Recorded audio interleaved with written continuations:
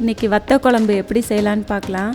என்னோடய சேனலை first time பார்க்குறீங்கன்னா சப்ஸ்கிரைப் பண்ணிக்கோங்க, பக்கத்தில் இருக்க பெல் ஐக்கானை கிளிக் பண்ணிக்கோங்க. வத்த குழம்பு செய்கிறதுக்கு ஒரு பொடி ரெடி பண்ணிக்கலாம். 2 டேபிள் ஸ்பூன் தனியா போட்ட பிறகு லேசாக ஃப்ரை பண்ணிக்கலாம். இதுக்கு எண்ணெய் ஊற்றக்கூடாது, ட்ரை ரோஸ்ட் பண்ணிக்கலாம். அதை எடுத்து தனியாக ஒரு பிளேட்டில் கொட்டிட்டு 2 டேபிள் ஸ்பூன் கடலைப்பருப்பு போட்டுக்கலாம். அடுப்பை சிம்மில் வச்சுட்டு இதை ஃப்ரை பண்ணணும். 1 டேபிள் ஸ்பூன் உளுந்து, 1 டீஸ்பூன் அரிசி சேர்த்துக்கலாம். போட்டு எல்லாத்தையும் ட்ரை ரோஸ்ட்டு தான் பண்ணணும். 1 டேபிள் ஸ்பூன் மிளகு போட்டு அதையும் நல்லா ஃப்ரை பண்ணிக்கணும். 1 டேபிள் ஸ்பூன் ஜீரகம்,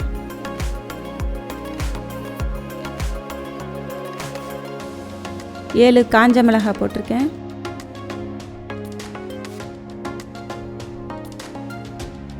போட்டு அதையும் அதோடு சேர்த்துட்டு நல்லா ஃப்ரை பண்ணணும். கொஞ்சமாக கருவேப்பிலை போட்டுக்கலாம். இது வறுத்ததெல்லாம் ஆறினோடனே பொடி பண்ணி வச்சுக்கலாம். வறுத்து வச்சதெல்லாம் இந்த மாதிரி பொடி பண்ணி வச்சுக்கணும். இது வத்த குழம்பு செய்யும் போதெல்லாம் இது 2 ஸ்பூன் போட்டு செய்யலாம். அடுப்பில் பேன் வச்சுட்டு 1 டீஸ்பூன் எண்ணெய் ஊற்றிருக்கேன். 1/4 கப்பு காஞ்ச சுண்டைக்காய் எடுத்திருக்கேன். அதை எண்ணெயில் போட்டு நல்லா ஃப்ரை பண்ணிக்கலாம்.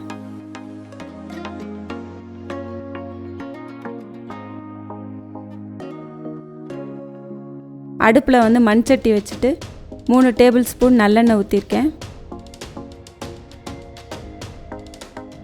எண்ணெய் காஞ்ச பிறகு 1 டீஸ்பூன் வெந்தயம் போட்டுக்கலாம். அது நல்லா பொரிஞ்ச பிறகு சின்ன வெங்காயம் 1 கப் எடுத்திருக்கேன். அதையும் அதோடு சேர்த்துடலாம். பூண்டு 14 பூண்டு பல் சேர்த்துடலாம். சேர்த்துட்டு எல்லாத்தையும் நல்லா வதக்கி விடணும். இது பச்சை ஸ்மெல்லு போனால் போதும். கொஞ்சமாக கருவேப்பிலை போட்டுக்கலாம்.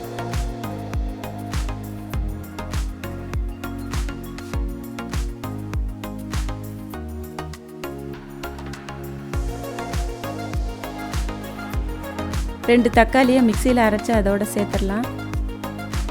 சேர்த்துட்டு நல்லா வதக்கி விடணும்.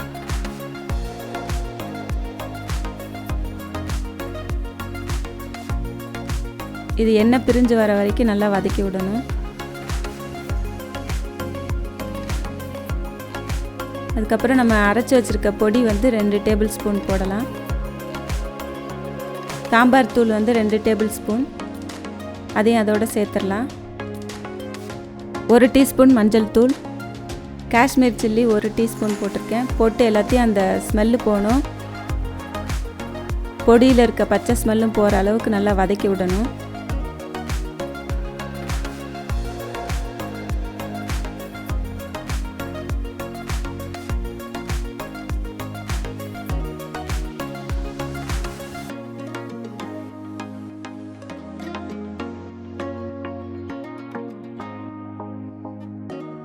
சுண்டைக்காய் வறுத்து வச்சதை அதோட சேர்த்துடலாம். வத்த குழம்புக்கு இந்த மாதிரி பவுடர் ரெடி பண்ணி செஞ்சோம்னா ரொம்ப நல்லாயிருக்கும்.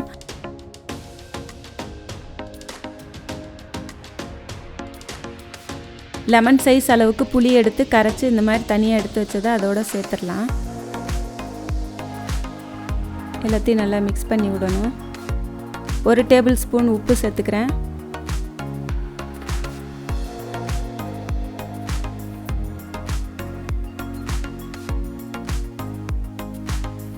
ஒரு கப் தண்ணி ஊற்றிக்கலாம்.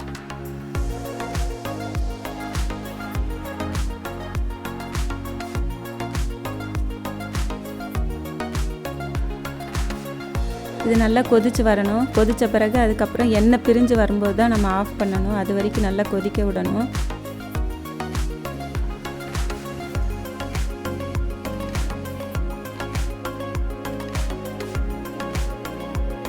இந்த மாதிரி வத்த குழம்புலாம் மண் சட்டியில் செஞ்சோம்னா ரொம்ப நல்லாயிருக்கும் டேஸ்ட்டு.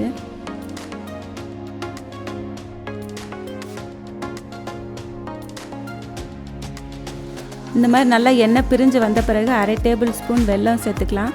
வெல்லம் சேர்த்து இந்த மாதிரி புளிக்குழம்பு வத்த குழம்புக்கெலாம் செஞ்சோம்னா அந்த டேஸ்ட்டை இன்னும் அதிகரித்து கொடுக்கும், நல்லாயிருக்கும்.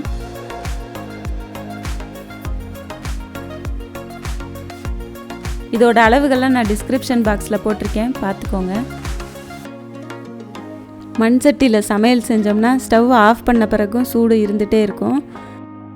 ரெடி ஆயிடுச்சு. இதை செஞ்சு பாருங்கள். இதை செஞ்சு பார்த்துட்டு உங்களுக்கு பிடிச்சிருந்தா லைக் பண்ணுங்கள், ஷேர் பண்ணுங்கள்.